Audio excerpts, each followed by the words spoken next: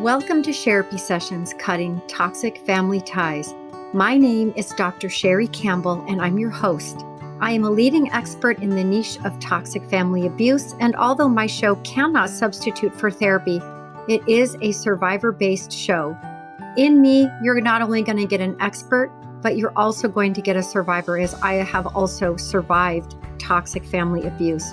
I know how hard it is. The goal I have is to give voice to the voiceless, to provide skills to help you to protect your peace, to stand your solid ground, and to navigate and heal the heartbreaks caused by toxic family. Please have a pen and paper available to give voice to your thoughts as you listen to each show.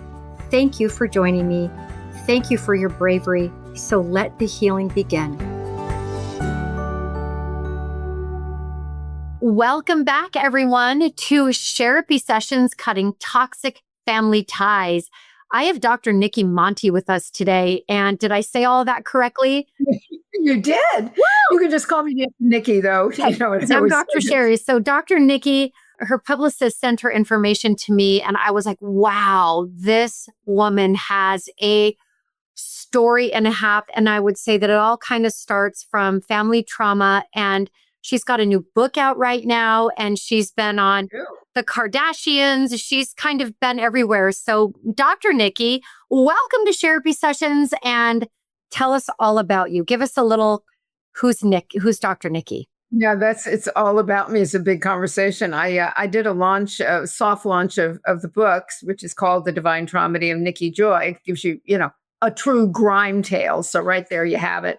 But I did. And I had a client there who's known me for 20 years. And before we started, she says, so will I know all the stories? And I said, baby, nobody knows all the stories. But now you'll know a lot more than you did, because I always feel like we carry our story. Everybody can see our stories, as we're walking through. But of course they can't. All the decades of trauma and recovery and all the things that we do to be able to sit here together. It's an evolutionary book and a book about transformation, of course, but it's through story. Everything's told through story. It's not a psychology book. It has a lot of, tricks and treats in it. Yeah. Because it's the things that I walked through myself and how I walked through them. I've written several books, but they were more therapy books, and this was not easy to write. It was not easy to write. Yeah. And it was brilliant for me in terms of my own transformation. Yeah, every book I've written, I feel like has been a layer of the onion. And the new book I have out is forwarded by Dr. Nadine Macaluso, who's the ex-wife of the Wolf of Wall Street. I was just on with her this morning. I'm in her summit, but mine is also more story and metaphor based, the book that's dropping in April. And so I do think as we get more deeply into our healing that the books change. We change. Yes. As each book changed. Tell us a little bit about, because you went from sort of a sex worker into, tell us, I'm really long story, but I wasn't a sex worker, so to speak. I had a phone sex business. Phone sex business, correct. It's way different than being a sex worker. Yeah, I apologize. It's new language for me. That's all right. I was in the sexual arena, but this was phone sex, and I was just doing a little video teaser about that before we came on, and it was before we had iPhones, before we had Zoom, this was the early '80s, So that was one of my many odd businesses, and very successful, but. No visuals, which was terrific. It was terrific. I'm so glad that didn't happen. Yeah. But it was, the interesting thing was, in that particular area, I had this idea for a business. I was going to be a famous actress. I came out to California. I was actually brought out here by someone, a big person, and I was going to be a famous actress. And I had been acting, since I was a little girl. I had wanted to be an actress. But it really wasn't about being famous. It was about being loved. Mm-hmm. And of course, I didn't know that most of the time. I just thought I actually, was going to heal the world through my acting, which is such nonsense. But I wanted to be loved, and I wanted to be remembered. And that was the bottom line, because I came from a family that did not remember me pretty much ever along the way. I was an intrusion in their life, and that's just the way it was. One of the things I emphasize in my work and in my life and in the way I travel through the world, whether I'm meeting in a restaurant or sitting with a client, is that every single thing that happens to us, every single choice we make, although I've often said, couldn't I throw out that middle husband? That would have been. I But, throw mine out too. but every single choice we make turns out to be a teacher for us if we know how to mine for gold. Mm-hmm. I don't care how troublesome it was, how so-called traumatic it was. Very popular word. Obviously, it's in the title, traumedy. But my thing is always take the work seriously. Take the work of change. Take the work of growth. Take the work of business. Take the work of relationship. Take the work of friendship. Take the work of caretaking. Whatever. Take that seriously and take yourself lightly. Because, otherwise, if we cannot have a sense of humor about ourselves, we are doomed.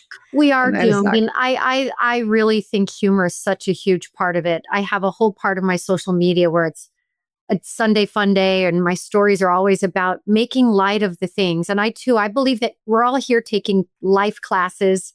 Some of them are really, really challenging. All that we can control is if we show up and we do the homework and we get through the challenge. One of the questions I have for you is, you talk about the role that hopeful healing fantasies play in creating a sense of joy and a sense of aliveness. And I think when you're really in the shit, it's so hard to have that hope, especially when you're in a family where hope was dope. Like the more you hope for them to see you, and then it was like your rope, like it was such a violent thing to do to hope. And when you are a burden to your parents, which I can relate to, or you're an intrusion in their life, I lived in fantasy. I loved Orphan Annie. I lived in fantasy. Those fantasies saved me. So talk to us about that. Yes. Yeah. Well, which part? The part about About being how these disappointed? hopeful healing fantasies can create a sense of joy, sort of walk us through our healing. Yeah, they can create a sense of joy and walk us through our healing.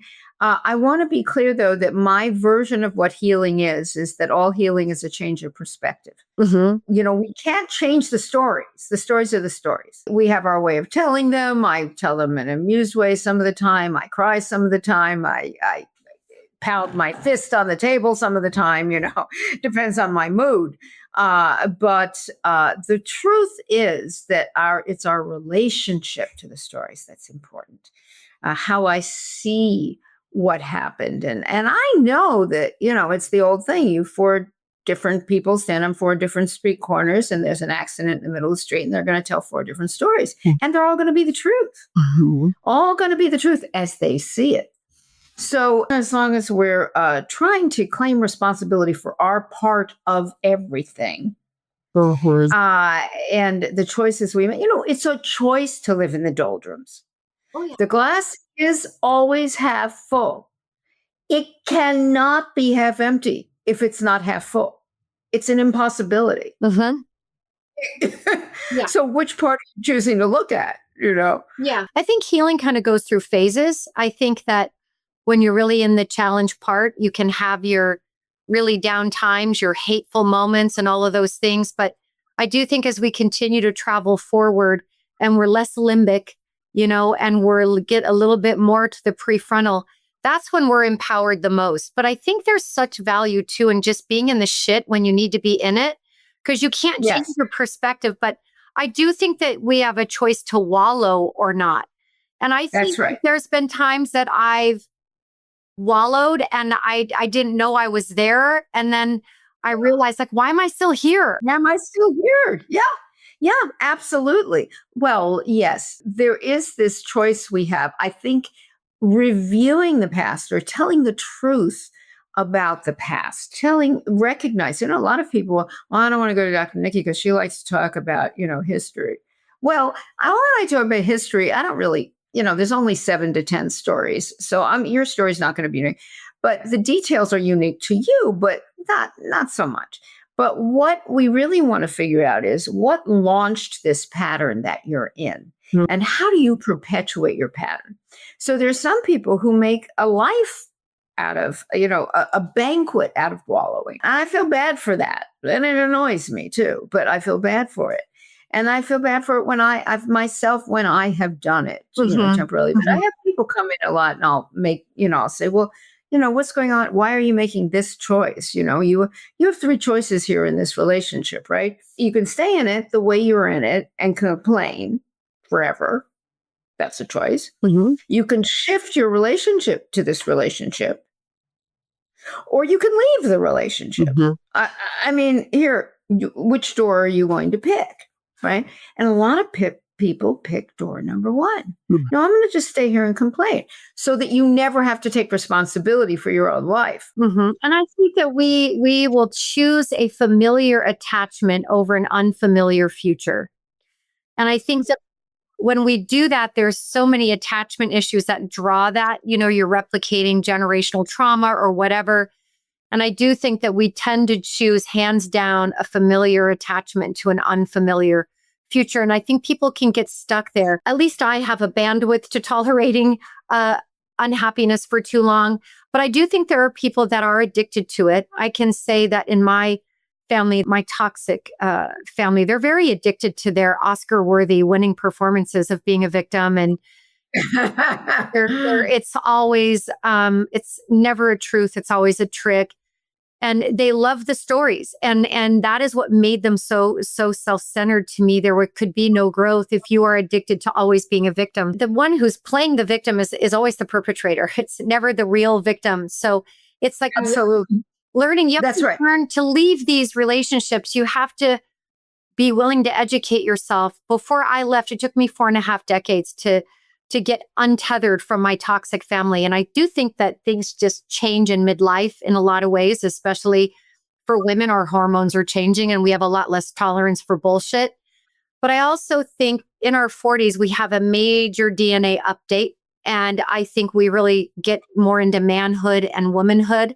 Life becomes less about infinity and beyond and more about life to death. And we care now about who's going to be in our life. And I've been no contact for almost a decade. Well, that's the way to go for some people. Yep.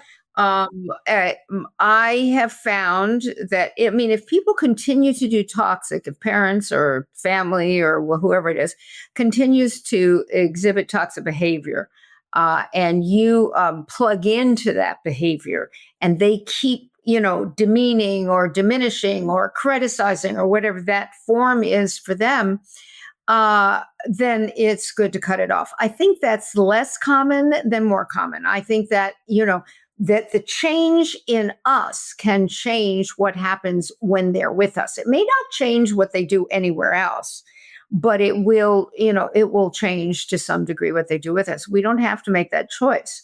But I always think that going towards is better than going away from. Well, I spent my life going away from, so I know how to do that very well. I went towards for 4.5 decades and I got annihilated. So that definitely isn't Well, a story. then that was a good move for you. But what I'm saying is, in general, to the listening public or the watching public or whatever the public's doing now these days, is I want to say that that is the rare or the uncommon case, not rare, but uncommon suggestion, not the more common suggestion. And I used to talk about how I argued in delis across the country with my mother. It was like it was eternal, and my mother was clinically, and I don't use labels often, and I don't use diagnosis pretty much at all because I think it's lazy. Mhm. But my mother was a malignant narcissist, and there was no, she was a liar and a thief, Mhm. and she stole from me, she stole from everybody. She was terrible. And guess what? When she went into dementia and she was not paying her rent and she was not able to take care of herself, I stepped up anyway, because there's a soul connection for, especially, mother daughter or mother son, because they come through us, right? There's a soul connection that is irrevocable. You can go away from that, but you cannot shift the truth of that. And in the end, and the last thing I wanted to do was that. You didn't take care of me. Why should I take care of you? Was a voice inside of me. But you know what? I'm better than that. So I stepped up. And as a result of that, in the final analysis, I had a healing moment with my mother where she was so in full dimension. This is in the book. And it's because I read the book in the audio version, and I had to push through it because I was in tears while reading it. In the end, I had a moment, and it wasn't long, right? Maybe it was 16, maybe it was 90 seconds, whatever it was, where we were soul to soul. And because she was in full dementia, all of the other stuff had fallen away. Yeah. All of the personality material was gone, because it's the personality material that screws us up. Sure. The soul was cool. It knows what it's doing.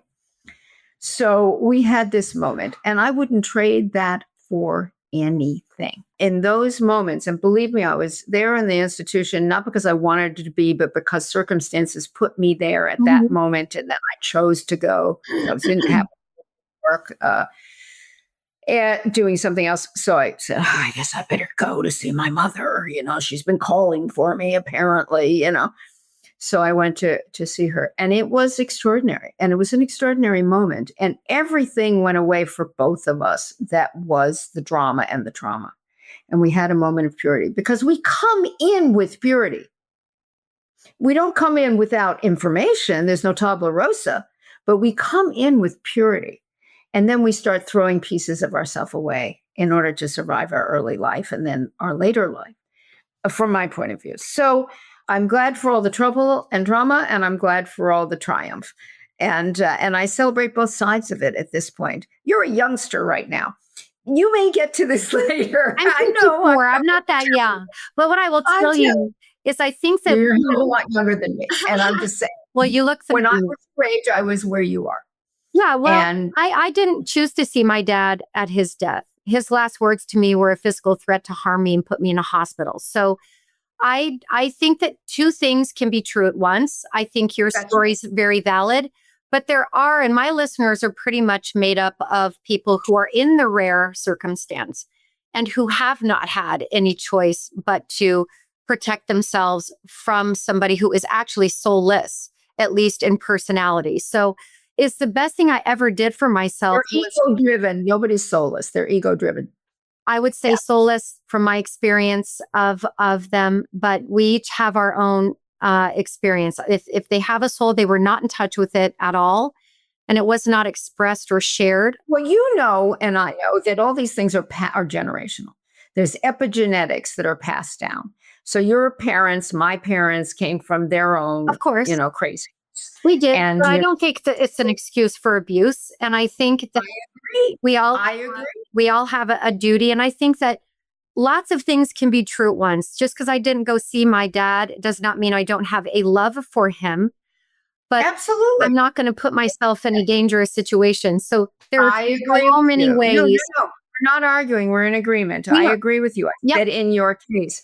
The job, though, is to see, where does that parent live in me? We hate that conversation. I love that conversation. Oh, because we have mother, father, child, we used to be. Those are what all our relationships are composed of. Of course. Yeah. Right. So where am I, the unfeeling or unrelenting or self-centered, or, in my mother's case, where am I a liar? I bend over backwards to be truthful, and, I'm still in reaction to her by bending over backwards to be truthful, because whether we're doing the same thing or the opposite thing, we're still in reactivity. Yeah, right? I love the purpose that they've played in my life, because I've turned my predators into a purpose, and I've been able to create a whole community and give people permission like me who need to cut ties. And I think that it is never about hate, and nor is it about division or separation. It's about, are you in a dangerous situation or not? If I'm with a man who's abusing me the same way that my parents did, everyone would tell me to run. When family becomes a part of it, it's somehow those rules don't apply. So I think that... You've been with a man who abused you the way your parents did? Certainly. Yeah, me too. Certainly. And so what do we do? Then we look at how we have set ourselves up exactly to perpetuate Exactly. because the issue now has nothing to do with our parents. It's nothing to do with your father. No. The issue now has to do with how do I feel about me? Do I love myself? Am I willing to betray myself over and over I again? was. Not your perpetrators. It's like, am I the perpetrator Yeah. that I'm afraid? No, I was my biggest self-betrayer. I put myself into, and I needed all those people that were replicating my parents for me so I could stop replicating. And now I'm in Right. a really long, loving relationship. I'm raising a beautiful daughter because I chose to stop that generational trauma with me. In Yeah. my opinion, DNA should mean do not abuse. And someone is not going to stop abusing and their DNA, self-preservation is everybody's right. And I guess the listeners to hear your side. I treat so many people that have walked their parents to death that were very toxic parents. And I love that they had that experience. It would be wonderful to have that, but not all of us will have that. And no Absolutely. matter what each individual decides, it's okay. It's That's right. okay. You might miss those moments, but save yourself from abuse. You don't know. So I think that when you talk about telling the truths, right, we all have our own truth and we're all living uniquely in our own families. So no one knows it better than we do, but knowing it and being conscious of it, having awareness of it, how is it operating through you? How are you setting yourself up to betray That's right. yourself, criticize yourself? That's the big story to me is Yeah. what is our part? Mhm. How are we in contribution Right. to, because we're creating the life we're having. You're creating this lovely relationship, which, I'm in the love of my life now after my husband of 33 and a half, my third husband died. My first two didn't die. One could have and should have, but the third husband, and I had one foot out the door that whole relationship because I was still being ruled to some degree by my abandoning father experiences. And that was, to whatever degree I held on to that, that kept me thinking I'll be the everything. I'll do all the things. You can count on me. I get the bacon and cook it too, or whatever it is. I buy the bacon and cook it too. No, I find it. I'll be the one in charge of everything and then I Right. won't get hurt. That doesn't work, first of all. But second of all, it's a theft Yeah. of heart. And so I looked like I put love first, but I didn't. I put control first. Or trauma, And right? It's like we put our wounding first. We're almost not attaching. We're just bonding out of wounding. that's right. When I changed that which really happened in the last 18 months of my husband dying, Mm. where I was, again, there I was. Now I did get help during that because I had to. I couldn't do all the things that he needed. But still, I was very hands-on with it. So it was quite an experience. And it was the best.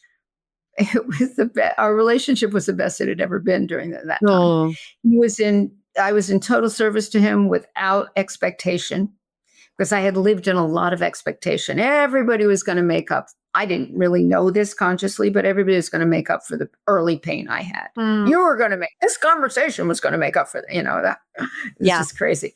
But when you look back and you realize and you really wake up to what you've been doing, there's so much power in that.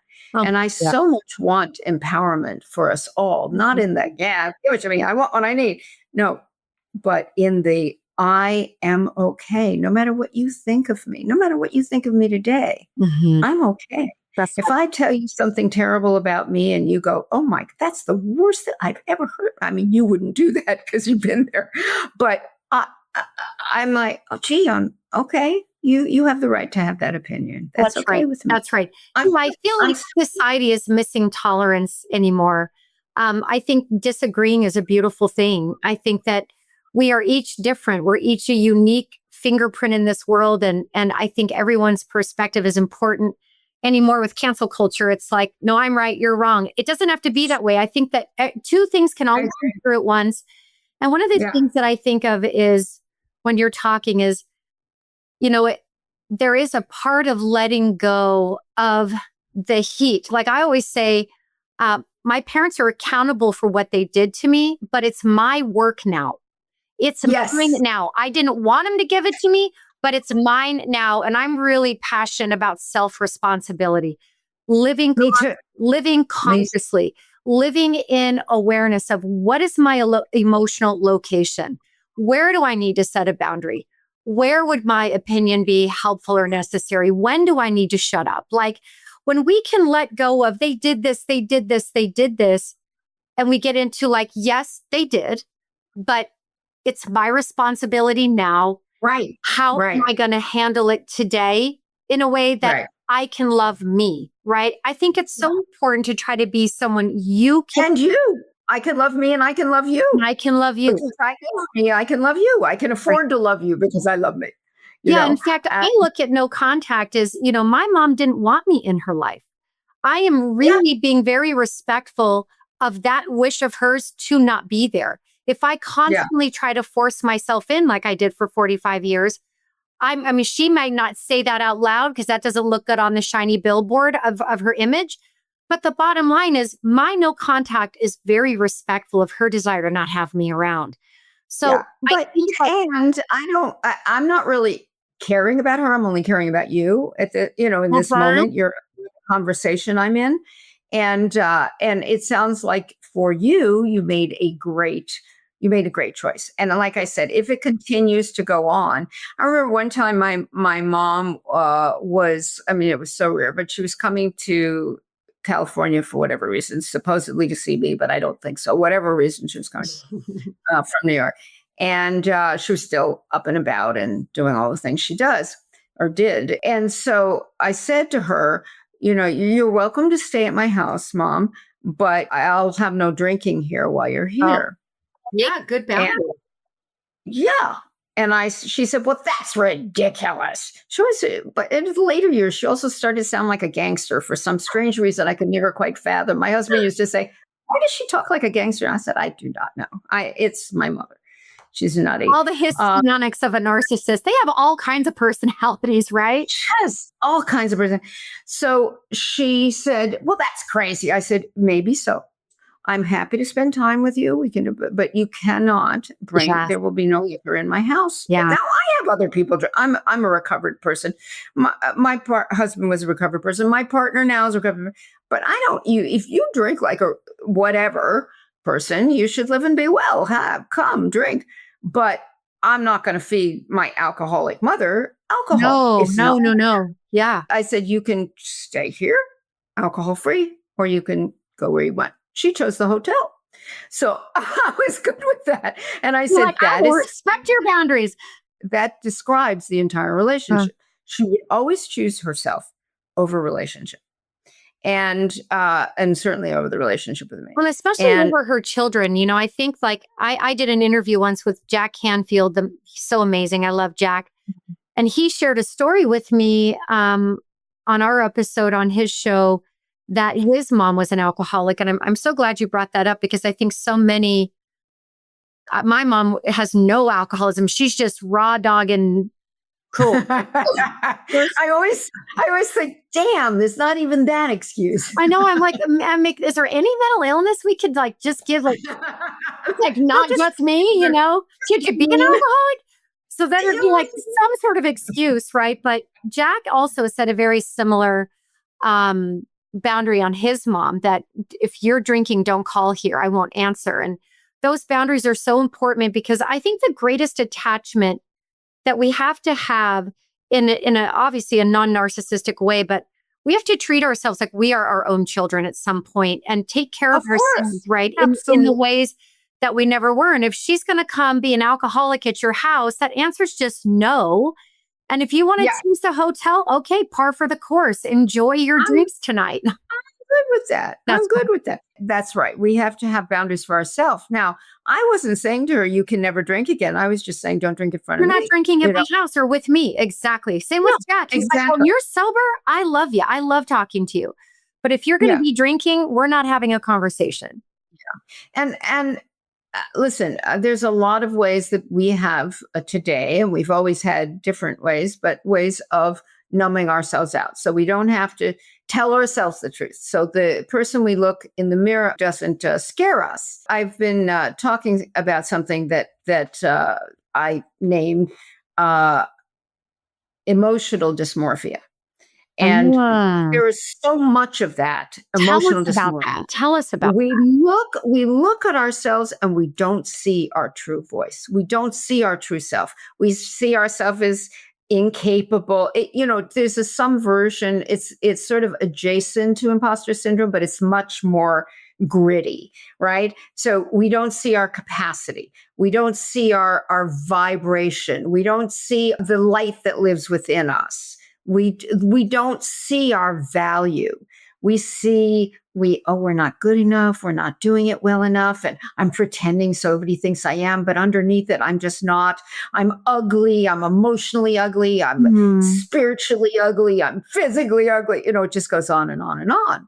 And it really is, this is one of the many true pandemics, that Yeah. there is a denigration of self that is complete. And I think that is why, or I know that is why, everybody is so blaming of others. I blame you because it seems better than shaming myself or going into the dark myself or telling myself the truth about I feel powerless. I feel powerless. It must be your fault because it couldn't be mine. I don't have enough power to make Yeah, this I better. see what you're saying. I've always had this feeling like there's really healthy emotions. And when those emotions get repressed, they have a very unnatural counterpart. And I feel like when shame is repressed, it blames, Yes, right? I exact. Blame, That's like exactly if anger gets repressed, it turns to rage. If sadness is right. repressed, it's depression. If love is repressed, it's possession. I kind of Yeah, made these things up in my mind. And I was thinking about a patient in particular that I treat that today, like if he feels any sense of shame, it's like he just blames. And then another yeah. thing I kind of want your opinion on, because I love this idea of emotional dysmorphia. I think social media has a real impact on how we see ourselves because Ah, it is such so a, true. right? It's such It's so deadly. compare and despair. First of all, we're trying to have this Facebook life. We're filtering emotionally, intellectually, spiritually, literally. We're filtering. Mhm. Again, you mentioned the cancel culture or the lack uh, of conversation that we can have in truth. This is your opinion, this is my opinion. They can both be true at the same time, Exactly. or we can have fun talking about it. What That's what I difference is it? love about you because I do have a different opinion about what I've lived. My lived experience brings me to a little bit Mhm. of a different end of the road, but there's room for everyone. And we all have our own way that we're going to handle things. And like after my dad died, I wrote his name on a piece of paper and his birthday. And on the back end, I put all karmic contracts now closed, no void. And Christiane Northrup, who wrote Women's Bodies, Women's Wisdom, I learned that from her. And it is a soul contract, but he lost touch with that soul in this life and it was never Right. expressed. So when I think of like what people do on social media and how even the family environment can look some type of way and how much of it's just a billboard and are you obsessed with the image of something? And so if we get so dysmorphic, as you would say, I think we might be accumulating all kind of shame as we're comparing ourselves to this family on Facebook or that family. And I feel like it really does get us out of whack. Let me ask you Right. about, since we're on this topic of emotional dysmorphia, which I'm like dying over. I love the saying.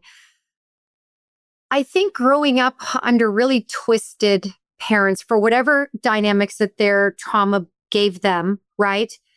Um, when you're raised by emotionally dysmorphic people, you're raised to not be able to really see. I feel blessed that whatever my vessel has in it, I've always been very much in alignment with truth, even if it makes me shunned. I would rather Mhm. hold on to what I know is true and lose people Mhm. than have to go against a truth, which is why I was the scapegoat of the family.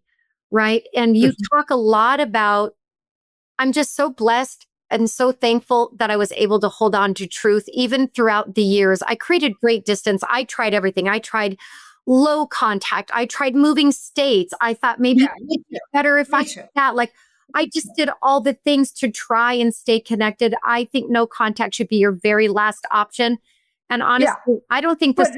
I tried it all too, and I didn't have. But don't misunderstand me. I did not have a lot of contact with my mother. I didn't have it. Again, she stole from me. She tried to steal from me. She was an addict on every level. Oh, wow. Drugs. I at one point when I was rich into my addictions, um, I uh, I did a lot of pot. And of course, it wasn't legal then, but legality never bothered me about anything really. But whatever, those are your rules.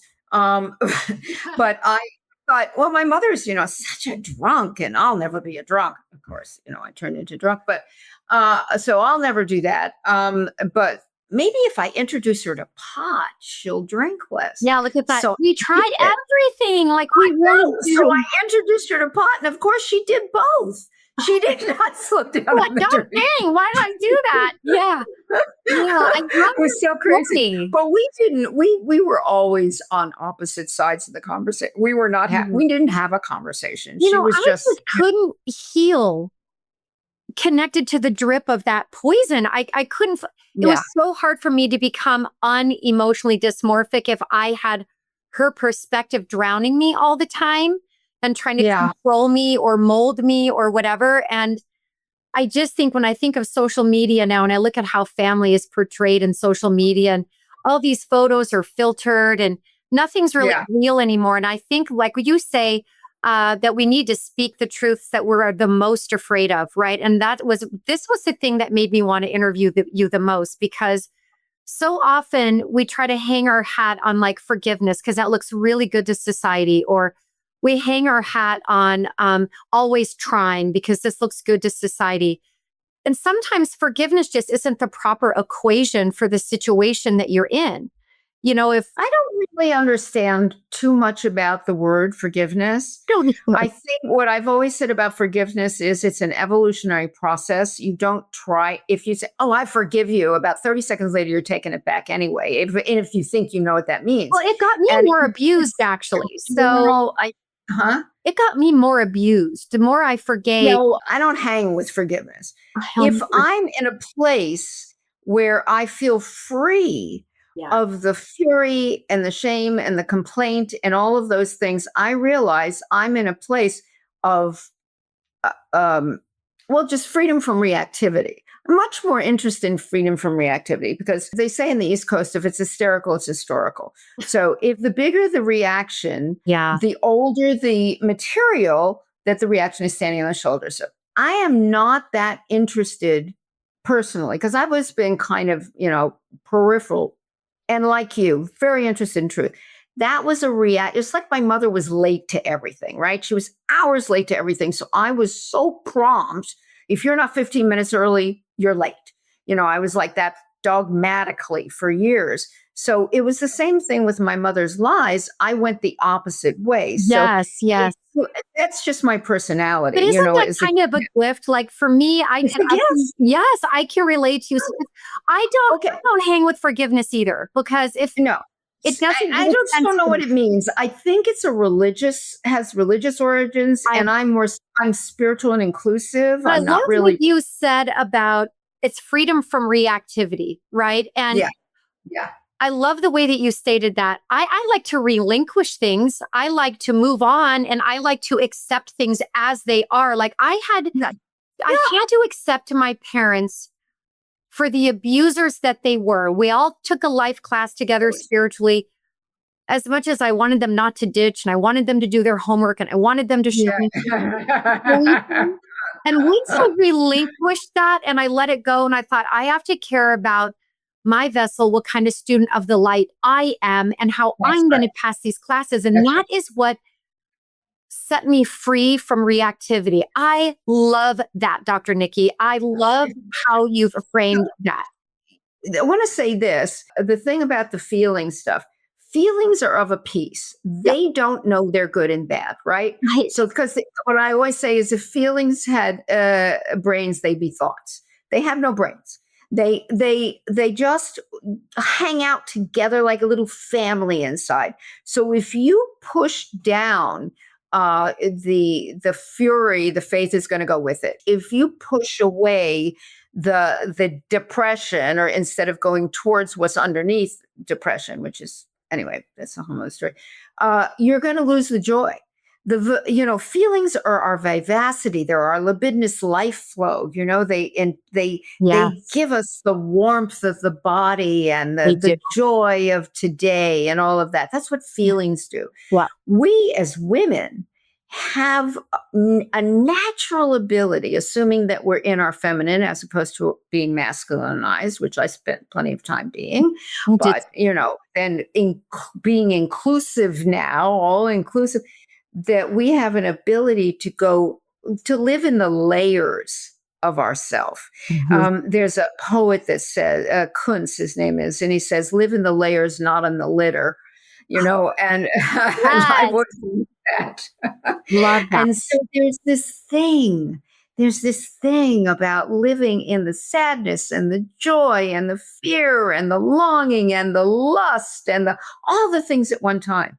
And because we have always, I think that our psychological or psychospiritual development can be seen in our sexual uh, equipment, right? Yeah, So to speak. yeah. So everything is inside us. If you want to turn us on, you got to get in there. It's like, whereas with guys, with Yeah. men, everything's outside right there, Yeah. doing what it wants to, when it wants to do it. And sometimes the mind has no power over it. Yeah, those two aren't connected. It's like there's two brains there, and they can fuck and be mad. A woman, if she's not, stop is an opening. I read this incredible book called Pussy, a Reclamation. I know about that book. That My book, best friend is a sexuality coach. I So have to tell you that book, and I've been studying femininity for a long time because I've always been a really old soul, and I've always been a vivacious reader and researcher, and I've always found life so interesting, and my emotions, I see them as just very organic. But there was something about this book that it just fundamentally had a quantum leap for me in terms of how, first of all, how much I didn't really know about my body, even with a PhD and taking human sexuality, and how little goes into female health. I'm now in perimenopause, knuckle deep. Everything's changing. I love it. Because I love femininity, and I love sort of learning about that. Between Christiane Northrup or Pussy, a Reclamation, it just was such a spiritual read for me, and so educational. How our bodies shut down, how powerful we are, how powerful that part of our body is. That's right. That there are healing aspects even of the wetness, like just stuff I never knew. And it's a brave book. It is It's a great brave. And, I ask people all the time, and so do you think you're in your body? And they'll do this. And I go, okay, that's a no. When we're in our bodies, we don't have to figure You're out. like, your body's not out there. Like, what are you finding? Are you in it? Just and this is such a joy. And so most people are not. They're walking heads. And there's no connection to that rich, heartful thing. So in the psycho-spiritual, in the kind of world where we talk about yin and yang, and the anima and the animus and all of that, I have a deep respect for Carl Jung. And so when we're in that place, we look at, so the feminine is really, she's just all about connection. That's why it's our body, the body of the earth. It's all about connection. The great feminine is, looks like a cave. If you look at nature, it's like, wow, what were you thinking here? What is happening? How are you putting these kind of plants that need a lot of sun next to these kind of plants that need no sun? I don't know what you're doing. It looks, but it's not chaotic. It's very organized. But the feminine is, in the short term, all about connection. All about union. Which looks suspiciously like the eternity symbol, right? But anyway, all about union. The masculine is all about difference and discernment. And that's why it's called masculine mind, feminine body. Yeah. So the masculine is all about difference and discernment. If I'm in the masculine, I want to get from here to there, I have to understand that there's a here and the different places there. So that's the difference. They work beautifully together. They really do. However, we went through a time in the world, I'll say certainly America, where we so thought that to be powerful, we had to be like men. We had to dress like men, sound like men, walk like men, be like men, and not use our instincts and our intuitions and our information and our desire for heartful connection. And that was a stage, but that's what we do. We go very far to one side and then we come back to I this think side. on menopause too. I mean, my favorite books on femininity is Women Who Run with Wolves. Yeah. A life-changing book. The Divine Feminine is another book that I read that I just loved. And I'm a human design practitioner as well, which I really love that science. But what I love about everything, shame has an opposite. Every emotion has its opposite. I feel like women are the emotional leaders, and I love men, and I love men, and I love their purpose, and I would never want too much of a feminist world, because I think we need our men. I think they're so necessary. I feel safer and more grounded and better in this world because they're in it. And there are good men and there are bad men. There are good women and there are bad women. But I think when we're looking at healing and growing, and, Maya Angelou is probably one of my most adored people, and understanding why the caged bird sings. I don't think that's the exact title, but why the caged bird sings. That book set me free in a way. And I love having quantum leaps. I had paper parents. When I needed something that was sound and rational, kind and warm, I turned to Little House on the Prairie when I was very, very young.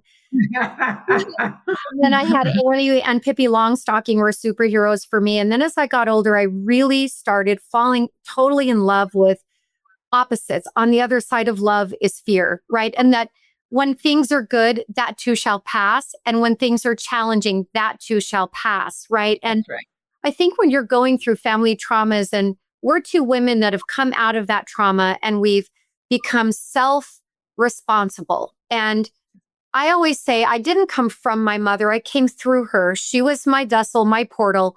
I will always love her.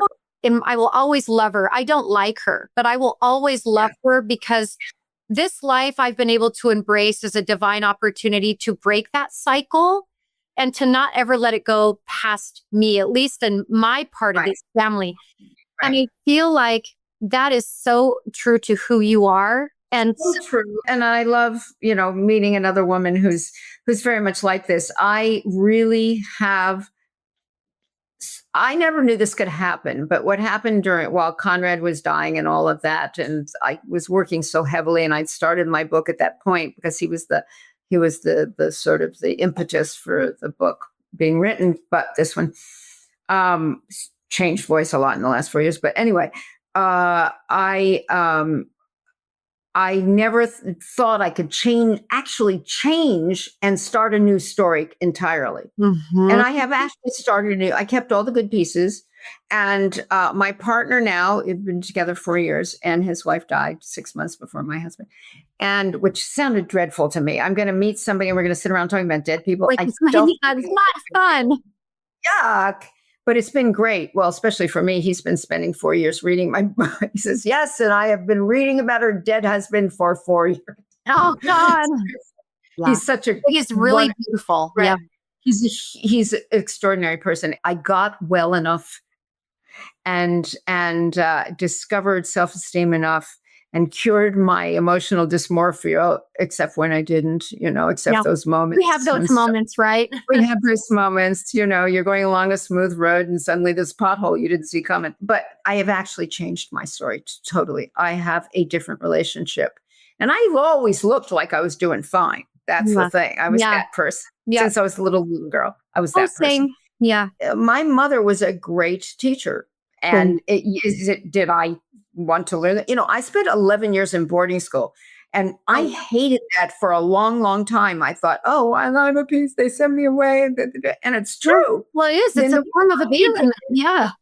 there are a lot of 7, 8, 9 year olds in boarding school who don't feel abandoned and discarded. But I will say this: when I realized the because I spent the summer with them, and so it would be they'd work together, and this is my stepfather, and be drunk all the time. So Boarding school was you probably better, right? I mean, I woke up and I went, oh my God, that saved my life. yeah. Otherwise, I would have been with them all the time. Right. It's funny because I called the no contact the day my mother cut me off. And that's always the game. But I just couldn't mend the fence anymore. It's like I tried everything and it's my rebirth day. And I celebrate it every year as it's my rebirth because I What was day? What's the June day? 12th, June 12th. And it'll Oh, be, that's my husband's birthday. oh my gosh. So it'll be 10 years this coming June. And my boyfriend goes out with me and we celebrate my rebirth day. I'm glad I ran out of the bandwidth to continue fixing things. I do feel like we're both better to be free. She doesn't have the nuisance of me and I don't have the abuse of her. And so it's this rebirth. And I've written 7 books in 10 years. I just started blooming and blossoming and just becoming the self that I always thought I could be, but I was so emotionally dysmorphic, right? And she didn't want that. She wanted me under and dependent and controlled and scapegoated. So my rebirth day is like, my point is we can fundamentally change and have a whole new life. Like I think Madonna is a great person to show over the course of a lifetime. She's had so many different lives. And I don't know. Well, she's probably the best PR ever I don't know if she's that great at a lot of things, really. I don't don't know. either, but I'll tell you. The best actor, but she sure is good at advertising. She's good at advertising. And I think she's good at knowing society or what is going to be something. And she stayed relevant when we look at like Michael Jackson died.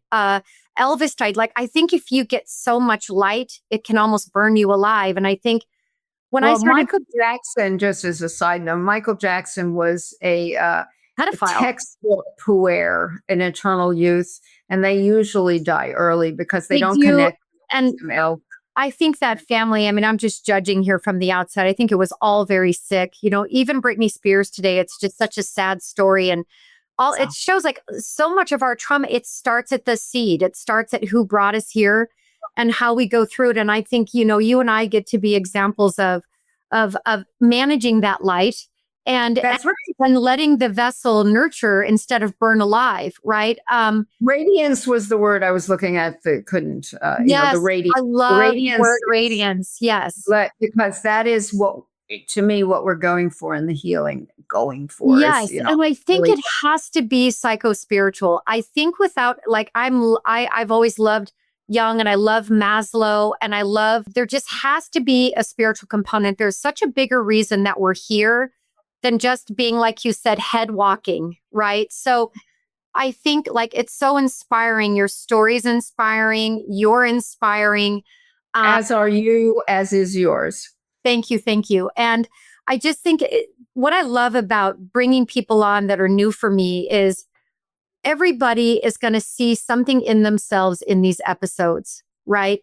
I've treated so many people, specifically when their parents get dementia, where that ego that they had falls off and they become maybe more of who they are. Others have passed and the cancer or whatever they had got worse and the abuse got worse, right? So, oh, yeah. Oh, no, it can be. When my mother was first, I had no power. Of course, she wouldn't give me power of anything because I was always going to steal from her. And what she had is nothing but to steal. And I'd already taken a lot of projection coming from the thief herself. Well, projection is the narcissist's, favorite special sauce. We all project. You can't. Of course. Project. Yeah. But it's more or less. When she finally got, we had to wait for a precipitating incident. I won't go into the whole thing. It's in the book, but it's, it's a trauma because I think, I use a lot of humor in the book. But anyway, basically, she there was a problem in her apartment and the police were called, and Oh, she opened the doors to police wearing nothing but an open blouse. And at that point, you go straight to the institution. And she was 90 at the time. Okay. So it wasn't pretty. we had Nobody some, wants it. we had So some, we had some hanging nothing. things. I like the irony of the open blouse. I Like, love she the thought irony too. all saw. It's like, okay, well, mom. So she went on. So I'm talking to the oncologist, psychiatric oncologist, and she calls me and she says, "So we have your mother." And I say, "Oh, I heard that was." So I said, "How's she doing?" She said, "Well, she says she's having an affair with the mayor." And I said, "Oh, she's up to her standards. So that's pretty good." She was very, very sexual, always, always, always. And so I said, "So is she being mean?" And she said, "Well, yeah, but that's part of the thing." She said, "I've seen nice people get mean in dementia, but I've never seen mean people get nice." Yes. Oh my God, that is so powerful. And I'm so glad you said that, because I feel like when death comes, a lot of my survivors in my community, they feel obligated by society to go to the death. I personally didn't. To my dad's, he was way more out of my life than he was ever in. And when he was in, he was very violent. I don't know what will happen. I don't have any idea. I could never predict how I'll feel when my mom passes away.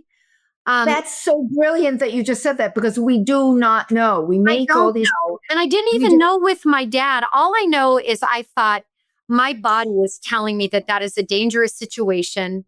And, but I did get his death certificate. I did all the numerology on his time of death and his date of death, just to have an idea of how he exited. Right. And I learned a lot in that numerology. And I got closure in my own way. I've never yes. hated either of my parents, but they're dangerous people to me psychologically. And I can't be well if they're in it. And they kicked me out anyway. So I'm not going to go where I'm not wanted anymore. But I want me and I love me. And I've made my life so great. And I don't have Yeah, and never just predict. gotten to the part. I don't know if you've got. Maybe you've gotten to this part. Maybe you haven't. But it's gotten to the part of, they're not wanting me is in a way not my business, because And I'm how also they not are is not my strong. business, and I don't really even need to live in that story. I have made a choice, because not because they're so terrible, blah, blah, blah, but because I deserve to be nurtured and live a well-being life. But at Because the a end of the day, well-being life precedes a well-doing life. that's And correct. I At want the to end of give the you the day, word chose well-being. I chose not to play the pattern anymore. I was kicked out all the time, but I Yes. didn't mend the fence. It was my choice. I was like, I'm done with this cute game, and I, yay. No, I've been really happy. I have felt for the first time in my life in the past 10 years what freedom actually really means, because I didn't know prior, because I didn't have it, and what happiness really means. And I also recognize that happiness is a choice I make each day. And it's a Yes, right. choice that's under my That's power right. and my control now that I don't have someone controlling it. And How cool is that? oh, it's That you can make the choice to be happy every day. liberating, Yeah. liberating. And because I don't have any of that external stuff, my life has become very internal. And the last 10 years have just been a metamorphosis for me. And I think that, like, we can't ever predict. I would never say what I'm going to do or how I'm going to feel when she dies, because I don't know. I will get there when I get there. But for now, I'm, in my life and I'm living it. I don't have a ton of grief like I used to. And I think people that are listening. I will tell you that when my mother did die, which was Yeah. 3 weeks after I saw her, which was the first time I had seen her in several years, P.S. But anyway, when she did die, um, they called me from the home place, the locked dementia ward, Yeah. and they said, your mother has passed. And I said, uh-huh. Okay. Would you let me know when she is going to be cremated? Because that was the pre thing. And I was on my way to a workshop with a lovely poet named David White, who's just extraordinary. If you ever listen to him, he's incredible. But anyway, I had booked this months in advance. And I was hoping I would get there in time to sit and do a meditation to sort of watch my mother go into the crematorium inside, my mind's eye. And I did. But what happened while I was there, once she was gone, I had this infusion of energy go through my body. Mm. There was a drop into my body as never before. Wow. It was incredible. I'm super psychic. I've had a lot of psychic phenomena, but this is, and it was so stunning. I felt like, as I said, I was walking around. I felt like all the edges of the world were crumbling. I was barely on, it was just this explosion of feminine energy, as if all the good pieces came down into my life. There was no prediction for that. There was no prediction for any of it. Yeah, I had an interesting experience too, psychically, before my dad's death was hidden from me by my family, and I ended up finding out on Google due to just a sign I was given from the universe. And I found out 2 weeks after he'd passed and 2 days before his service. So one thing I know is I do get a lot of miracles in my life, especially now that I'm really free and I can just be in my vessel and I don't have any obstructions anymore like that.